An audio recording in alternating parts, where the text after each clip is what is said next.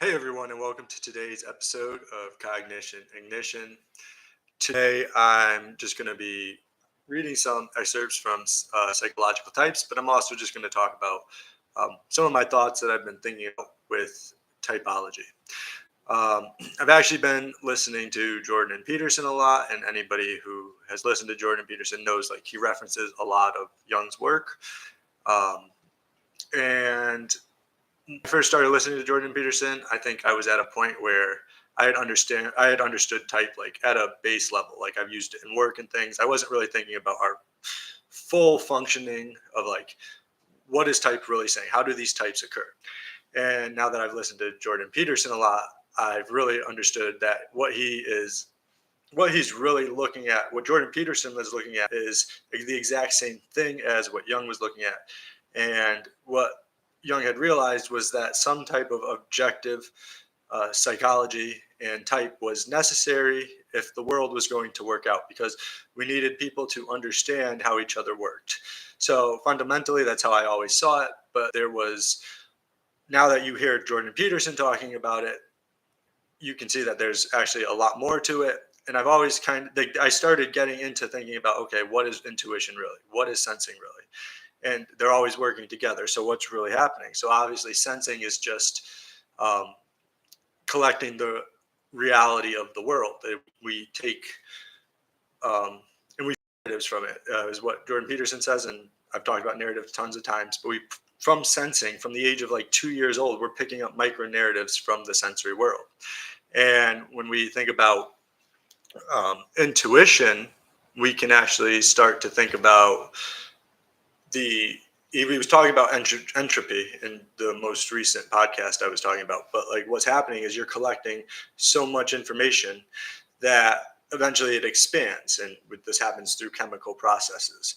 And um, then I started to realize that pretty much everything Jordan Peterson is talking about is just clarifying what Jung was saying. So I just wanted to read the excerpt I'm talking about from Psychological Types. Um, I actually underlined this.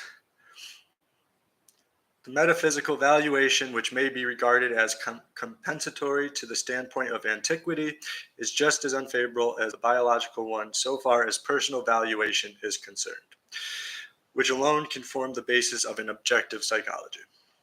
Although not a few people think that a psychology can be written ex cathedra, which means with full authority, nowadays, most of us are convinced that an objective psychology must be found above all on observation and experience. This foundation would be an ideal if only it were possible. The ideal and the aim of science do not consist in giving the most exact possible description of the facts. Science cannot compete a recording instrument with the camera and the gramophone, but in establishing certain laws, which are merely abbreviated expressions for many diverse processes that are yet conceived to be somehow correlated. This aim goes beyond the purely empirical by means of the concept. So what Jung was really saying here is that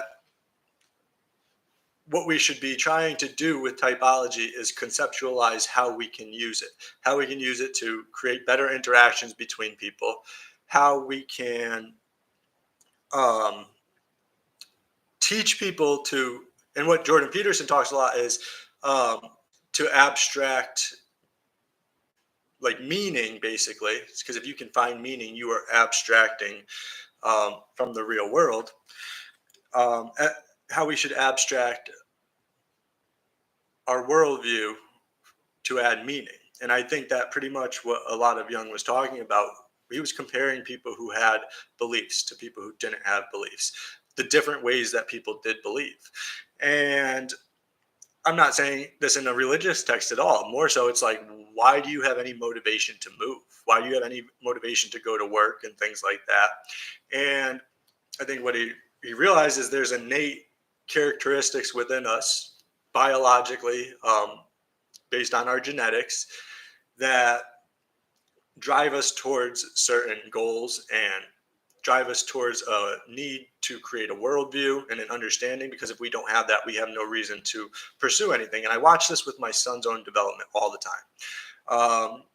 When he learns something new, you can see that it adds meaning to his life. It adds meaning to his life, especially when he can tell me that I don't have to help him anymore. When he can say, "Oh, I can do it myself." Like recently, he was like, I was teaching him to go up the slide, and I would push up on his back legs so that he could pull himself up. And then one day, he kind of looked at me and said, "Not to do it." He just gave me like the push away. He said, "Don't do that." And he was able to. I think that he has a very strong need for independence, and I am pretty sure that through these concrete experiences that they're empirical to him, they're things that can be recreated, he's allowed to create meaning in his independence. um, but I think that, like, when you're talking about somebody like Jordan Peterson, or Carl Jung, and hopefully myself one day, when I can actually think as highly as these two people do, I think they're looking more so at like the conflicts between religion and state. Recently, Jordan Peterson did an interview, um, talking about, he was contrasting the Muslim religion from the Christian religion, and basically it's accepted that there needs to be some kind of belief structure, um, that people need to be able to look forward towards something. And what I think is that type helps us understand why that's a necessity. At the same time, for myself, and I think Carl Jung, like, because he had talked about the nuclear wars and things like that, he realized that when there are opposites in the world, that when something comes between them, or when they meet, actually more so, that it destroys the integrity of both opposites, and in a form creates some type of new. Uh, I'm going to use the word consciousness because it's a new understanding in a way, or belief. And um, Jung also talked about how much the personal equation was meant into this, and I think that in the end of that interview, Jordan Peterson was asked if he would ever convert to Islam, and he had said no. And I think that even though his type is a very rational type, you can see that he has he cannot conceptualize doing that. He had no way of conceptualizing converting, because he has his own personal opinion of how the world works, things that have been affecting him since the time he was a young child. And it would be very hard for him to say he could do that. And the question was, if I had empirical data, basically, that would prove that Islam was a more worthy religion than Christianity, would he convert? And he said no. And um, I think it's very interesting to see that, like, even though you have somebody who's extremely rational, extremely logical, uses empirical data, still relies on his emotions. And what this kind of gets me into a little bit today is, um, I've been thinking about it with my son, is like, how emotional do I want to like raise him to be? Like, how much do I want to influence him to express his emotion? How much do I want him to um, and the thing is, it's like, as men, we all know men have to have some form of masculinity. But what I also think is that there's the opposite of femininity, which at some point we have to be able to integrate in a way. So I've been thinking about like how I can allow him to not be so one-sided, because he's probably a masculine kid. Like, it's just a thing. But I think that when we think about femininity with somebody who's masculine, you want to think about it differently. Like, so what I think about with this is like his opposite of his masculinity, of like doing things and being effective and driven in the world, is like he also likes music and he enjoys to dance and things like that. And so I want to help him understand. Right now he's under 2, so he's still picking up sensory data points, but you can see that his intuition is working and allowing him to take more initiative on his own. uh, but I want him to be able to conceptualize the good and bad. Like if he's doing good, he like not good and bad, but like the two sides of himself. The fact that he can be this productive person, but he can also be uh, somebody who has fun. Who like if he goes out, he can dance, he can sing. And personally, as a kid, I think that was something that was suppressed in myself. I always enjoyed playing instruments. I enjoyed singing, but anytime that I wanted to sing or join like the choir, people thought, "Oh, he just wants to go hang out with girls." I mean, probably it was true somewhat, but I also love music. I just think that as a male, we're not very much influenced to love music. We're influenced more so to play sports. Nobody ever said, "Oh, he's playing sports because he wants to hang out with a bunch of guys." No, he's playing. He wants to go join the choir because he wants to hang out with a bunch of girls. And for me, I think I learned at some point in my life that I can use the opposites in order to do what I wanted to do. And I do think that is something that I was able to conceptualize. But I want to teach my son that he can embrace all sides of him without having to conceptualize that he needs to hide one part of himself. And I think that's what I would like to see most people do. I think when I work with my employees, I usually look at where they're one sided and I look where can you integrate something else. And I do have my own definitions of what feminine and masculine are. One day I will go over them in this, but just generally speaking, we have a general understanding that there's a difference between masculinity and femininity. But at the same time, uh, allowing him to embrace those other parts of him, I don't want that to create any type of dissonance within him. So I need to work very hard to make sure that he understands that he has both sides. Um, and I do think that he's growing up in a world that doesn't really embrace that. That you like, if he likes to sing, somebody's going to tell him he's a girl, and then I'm going to knock them out. But that's just something else. Um, but I do think that there's a risk to the merging of opposites or the overcoming of opposites as well. And if you understand this well enough, then you can actually work with your child to overcome these types of things. Um, he can be his full self. He can enjoy the masculine and feminine things he does um, without the risk of feeling like he's losing his masculinity or acting inappropriately. Because what Jordan Peterson talked about, I was actually just recently like on my way to where I'm at right now, listening to it, where he was talking about how little kids will play house, and once the boy and girl decide to play, the boy's the dad, and the um, the little girl will be the mom when they're playing house, and that's what they're able to conceptualize. But that also sets a narrative, and for me, I want him to be able to do that. But I also want him to be able to understand that when you're playing house, you can play the person who cleans, you can play the person who cooks. Um, Even though those are considered feminine things, it does not make you feminine. You can bring your own masculine side to those things. Um, so as you can see, like a lot of what Jung was talking about, I think he used the words thinking, feeling, sensing, intuiting because they kind of take away from a lot of the masculine, feminine side. But I do think that what he was really noticing is that like more men are thinkers and more women are feelers. But at the same time, it's not universally true. There are males who are feelers now. There always have been, and that there are females who are thinkers. Um, but they can still possess their innate qualities or characteristics. Um, and what society does to these people is suppresses their natural functions in order to instill other qualities or characteristics within them. And then we have on a bigger level people who don't agree. Like, in the Islam religion, it's a lot different how you would treat your wife than it is in the Christian religion. I don't know about treating it, but how you,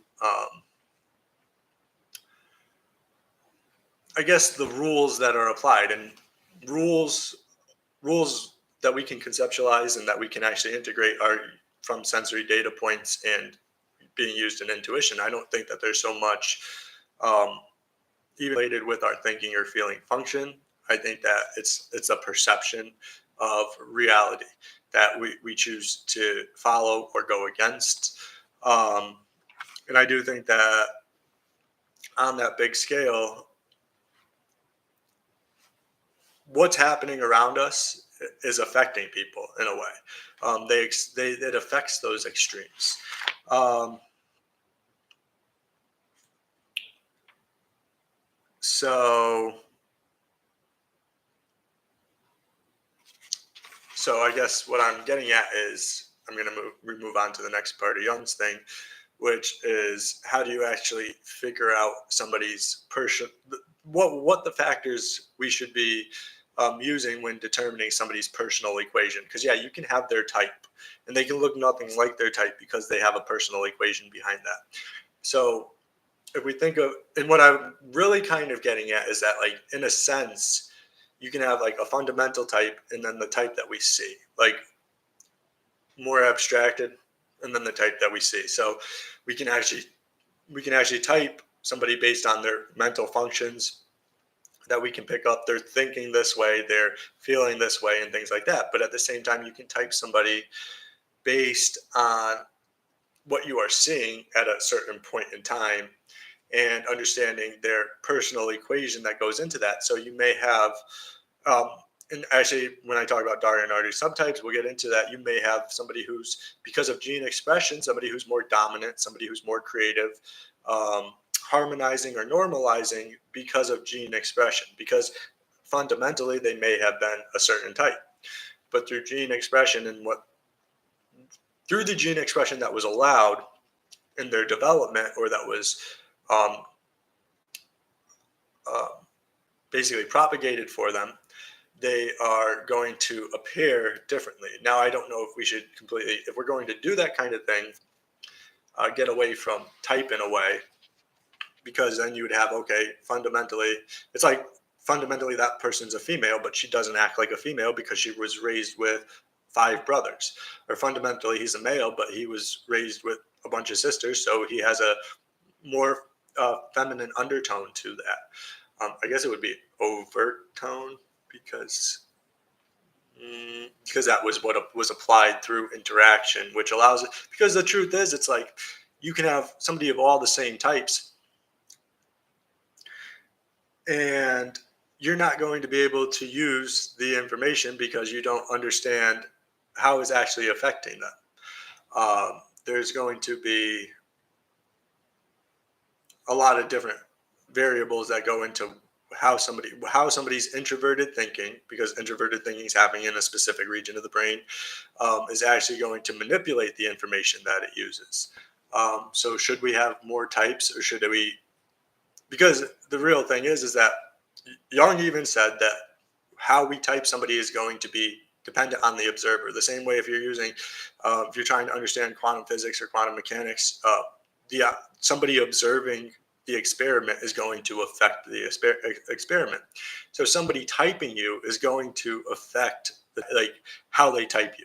So maybe it would be more so that you allow each person to have their own individual conceptualization of how to type, because truthfully, he said it himself, it's not possible to have an empirical type that everybody is going to agree on. The same way it's not ever going to happen that we have an empirical religion, like empirical data for religion, and everybody's going to join the same religion. Uh, so, and these are all things that when I raise my son, I'm just thinking about. Like, I think a lot about raising him religiously. Um, how do I influence masculinity without making him suppress the more caring and nurturing sides of himself? Because, even though Jung used the functions and the opposites, he understood a lot more, that there was a lot more to it, and I just kind of wanted to share that with people. If you have any questions, I'll take those, but I'm probably going to keep talking, because you know what, the other day came on for like 12 minutes and I felt like crap after. I was like, I'm supposed to be doing this so I can learn how to stream my consciousness, and if I'm just going to get off after 12 minutes, it's not really the point of what I'm doing. So here I am. I'm just going to talk some more. But another thing I want to talk about is that about what type and Carl Jung, is that I do think that it's very easy to misunderstand his work, and even he realized that. That's why he came out with second and third and fourth editions, where he was very clear that people are wasting their time reading the descriptions of type without reading other chapters in the book. That's why I'm giving you little pieces of things that I found. But he said the most important chapters, which are not where psychological type are, is chapters 2 and 5.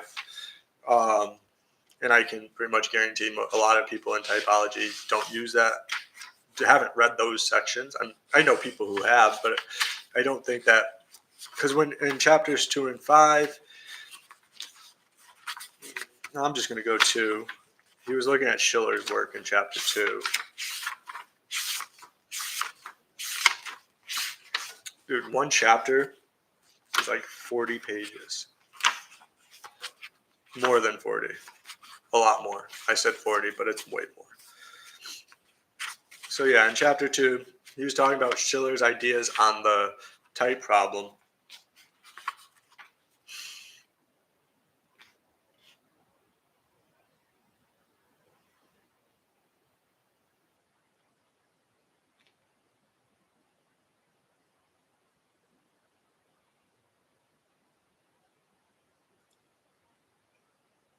Schiller's essay, by its profundity of thought, psychological penetration, and wide view of a possible psychological solution of the conflict, prompts me to a rather lengthy discussion and evaluation of his ideas, for it has never yet been their lot to be treated in such a context.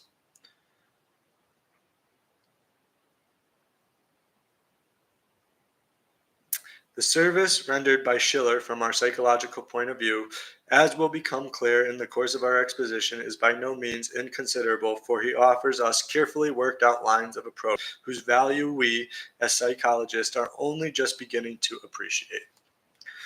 My undertaking will not be an easy one, for I may appreciate. So what Schiller really recognized was he was the first to attempt a conscious differentiation of typical attitudes on a large scale, and to give a detailed account of the peculiarities. It was an important endeavor to present to the mechanisms in question, and at the same time to discover a possible way of reconciling them. So his two mechanisms were introversion and extroversion. That's what Jung's two were.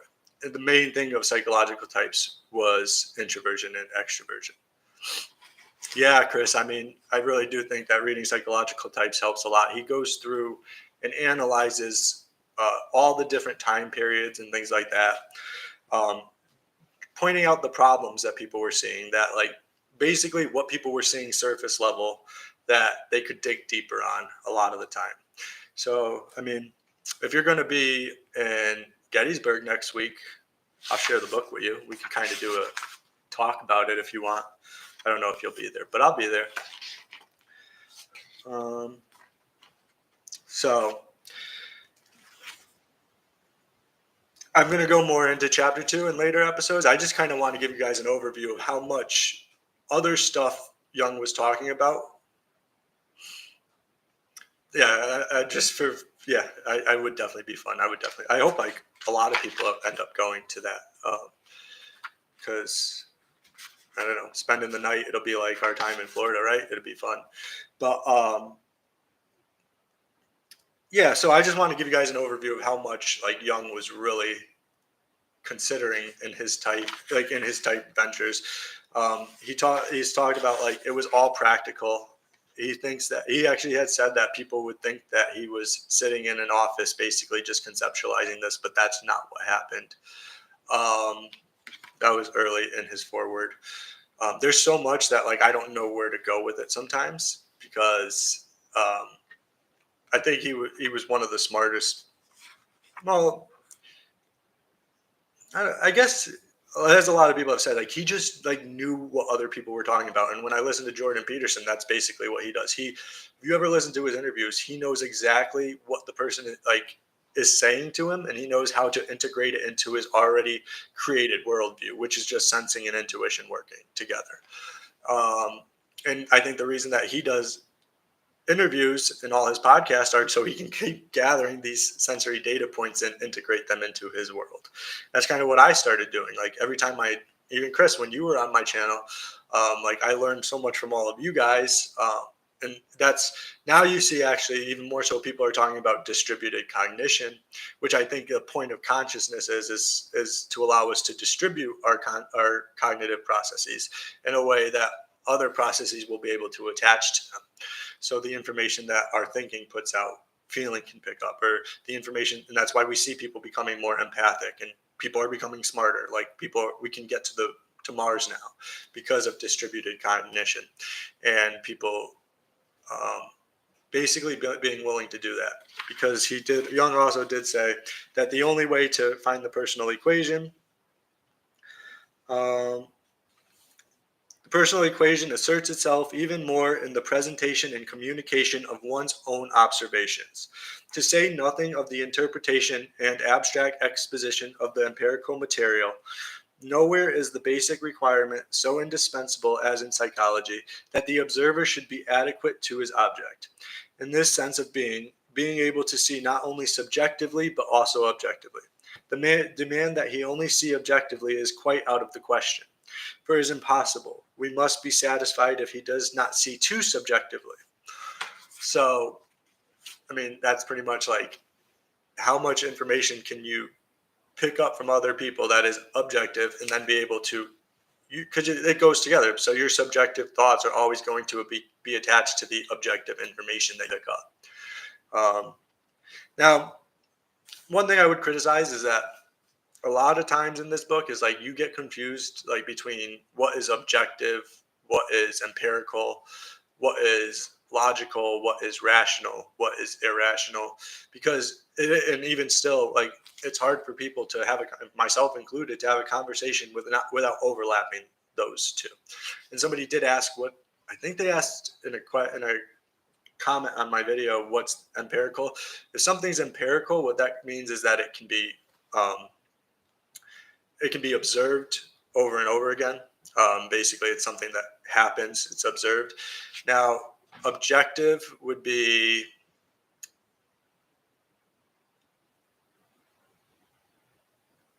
more so,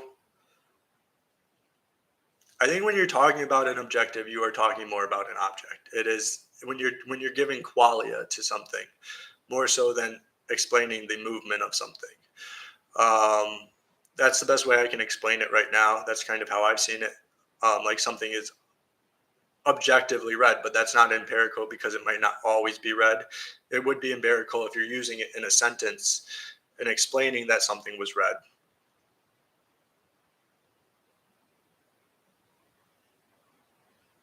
Yeah, pretty much.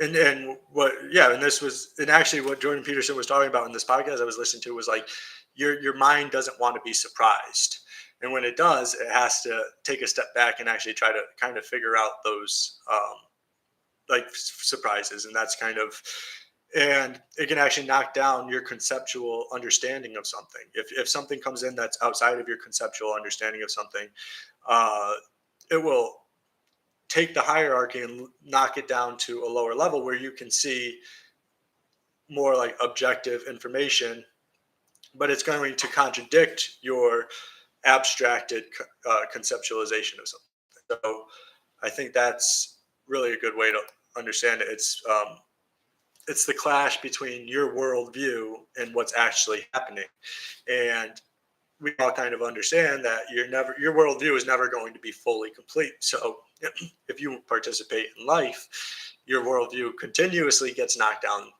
The hierarchy continuously gets knocked down. Like you probably have a core level in that hierarchy that you can maintain for a long time. Even if like everything else came crashing in and went away because of some empirical or objective data, that you would still have like this baseline in a way.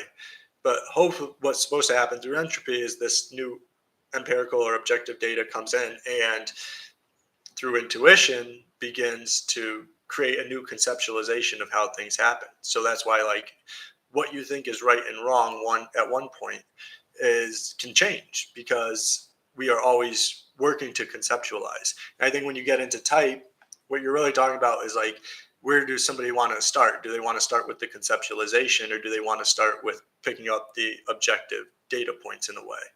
Um, then a lot, and then you get to like, what is somebody going to do with that information?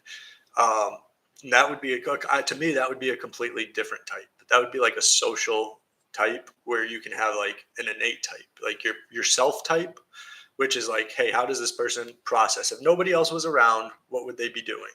Like thinking, feeling, but you couldn't even feel if no one else was around. So it gets to the point where there's like no a priori deduction there. Like you can't just get to, because like the minute interaction started happening, all cognition changed in a way. Like you could never be a harmonizing type if there was nobody to harmonize with in a way. Um, so yeah, honestly, when I do these, and thanks Chris for like coming in here and kind of like sparking some ideas. Because when I do these, like I get lost in my own thoughts, but it really does help me. Like when I wake up in the morning and things, I'll be like, oh, that's what I was talking about, because I don't remember half the things I said in this video. It's kind of just like distribute my cognition. I'll probably listen to this video, and the next time I come and talk about a similar topic, I'll have more to say.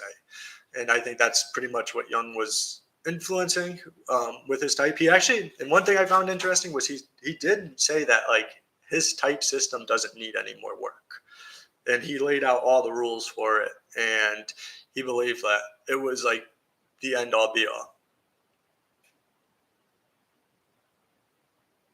Oh, thanks.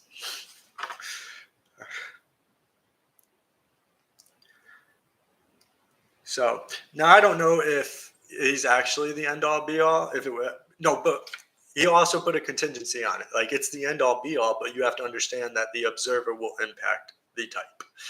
And what I think you see is like when you see like different typing systems, you have to understand what's the like from your own subjective view, what is the personality type of the person who created that system, and then you're going to understand more so what that system is pinpointing, because there's probably, I don't want to put like a real number, but there's probably thousands of different ways that you could justify typing somebody using a certain function. Um, for me, if somebody was reading what I wrote, they would probably type me a lot different than when they hear me talk. Um, so like if somebody actually types based on writing, then they're going to have a completely different type than if somebody actually types somebody based on how somebody presents. And when I talked about Votology before, I really think that's like a good system for like if you're a business owner and you wanted to see who can present like in a way that is going to engage with the audience and things like that. I think that's like a great way to type in a very specific manner, because that's kind of what you want to do if you're going to create new ways of typing, like new ways of using these things. You want to be very specific about like, this is how this can actually be used. This is where this one will actually be used. So we're looking at like, is somebody too aggressive when they're presenting, or is somebody too passive? Do they look too many different ways and things like that? So that's like why I never fully discredited Voltology. I know it's not what Jung was talking about, but I do understand that it's something to integrate into what I'm intuiting about type in general. Is that there is a point to it that some personality type is picking that up, that empirical data does exist. We have to be able to conceptualize, what does that really mean? Does me looking like an ESFP really mean I'm an ESFP? No. But does somebody looking like an INTJ mean they're an INTJ? No, you won't really know that until you get deeper into the cognition. But it is important to realize that they may present looking like that. People are going to react to somebody differently based on how they look as a type. Um, and then when you get to know somebody, you can actually get into like, oh, they may look like that type, but real. And actually, people have said this to me. A lot of people say, oh, you look like an EP, until they get to know me, and then they're like, I don't think you're an EP because of my curly hair. They're like, oh, EP. I'm like, yeah, I guess I do kind of look like an EP.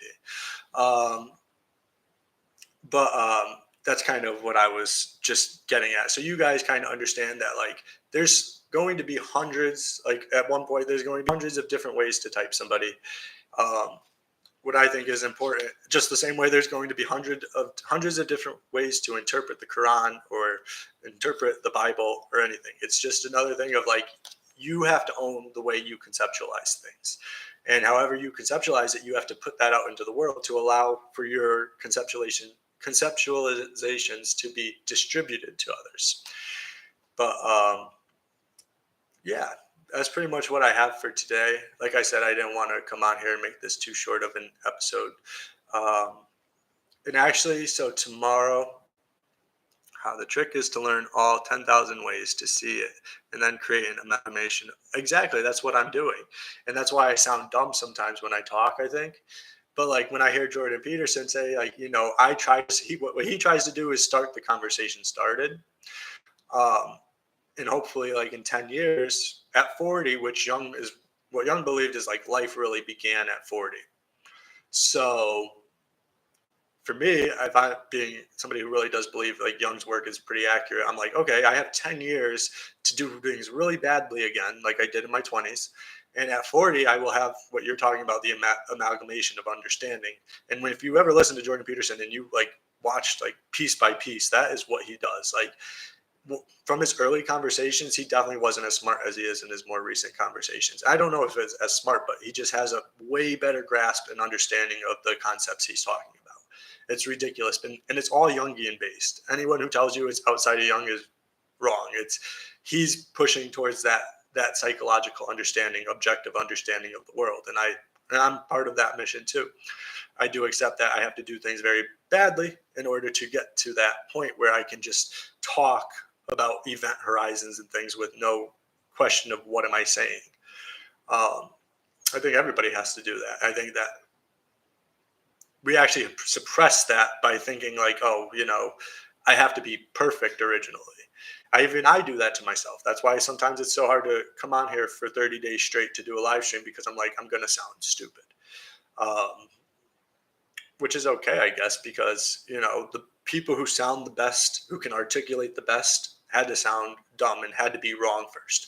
And that's the merging of opposites. Like, you're going to say things wrong. Inside, you kind of know what's right in a way.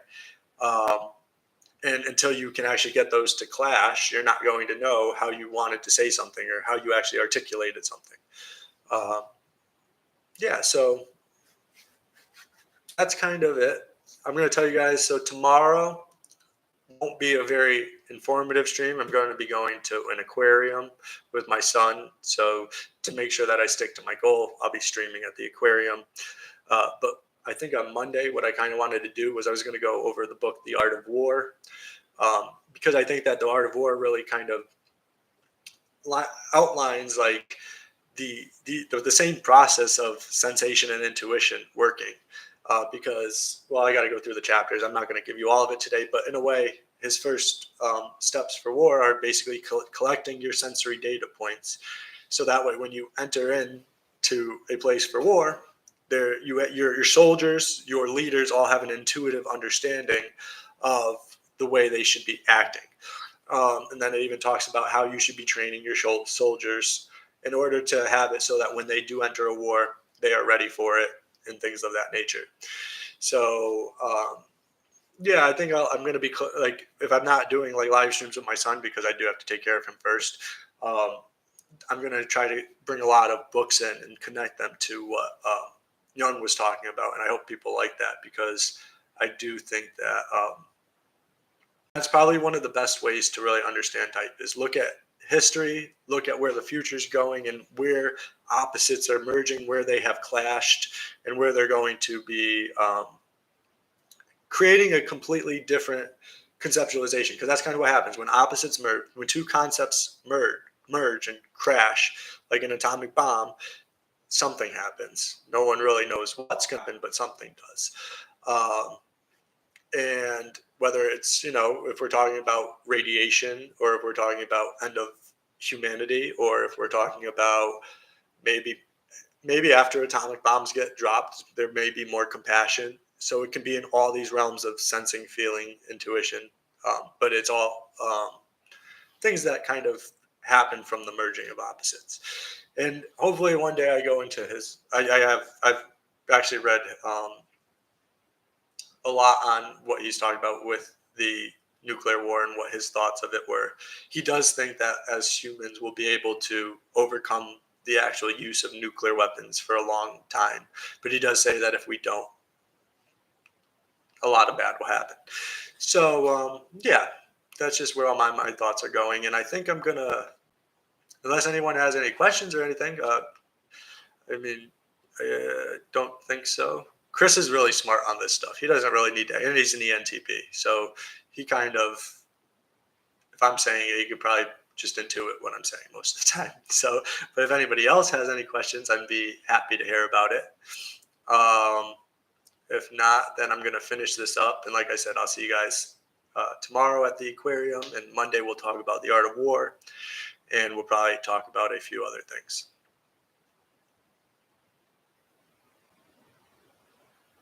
Thanks, Chris, and I'm glad you like the topics. And I'm probably it's my son's first time at the aquarium with me. He went when we were all in Florida, but I was at class.